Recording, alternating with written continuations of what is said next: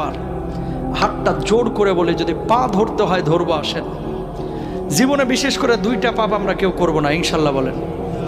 আপনাদেরকে খুব কষ্ট হচ্ছে? 2টা পাপ জীবনে করবেন না, সবাইকে অঙ্গীকার করতে হবে আজকে। কয়টা? শুনেন, আপনি এক ওয়াক্ত নামাজ পড়েন নাই, আল্লাহ চাইলে মাফ করে দিবে। ভুলে জেনা করে ফেলেছেন, আল্লাহ চাইলে মাফ করে দিবে। ভুলে একজনকে গালি দিয়ে ফেলেছেন, আল্লাহ চাইলে মাফ করে দিবে। ভুলে ফজরের নামাজে জাগতে পারেন নাই বা ইচ্ছে করে জাগেন না একদিন, আল্লাহ চাইলে মাফ করে দিবে। রোজা একটা করেন না, আল্লাহ চাইলে মাফ করে দিবে। 2টা গুনাহ এমন আছে যেটা আল্লাহ কখনো মাফ করবে না। কয়টা? 1 নাম্বার হচ্ছে বান্দার হক নষ্ট করা, 2 নাম্বার হচ্ছে শিরিক করা।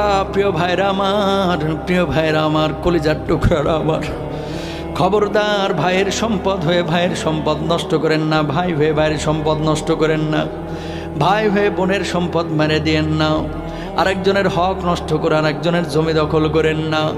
আল্লাহর কসম করে বলে, কিয়ামতের ময়দানে আপনি মাপ পাবেন না। বিশ্বনবী বসে আছেন এইভাবে, আল্লাহর নবীর কাছে একজন সাহাবীর লাশ আনা হলো। নবীজিকে বলা হলো, নবীজি তার জানাজার নামাজটা পড়ায় দেন। আল্লাহর নবী বললেন, না, তার জানাজার নামাজ আমি পড়াবো না। সাহাবীরা বললেন, নবীজি কেন তার জানাজার নামাজ আপনি পড়াবেন না?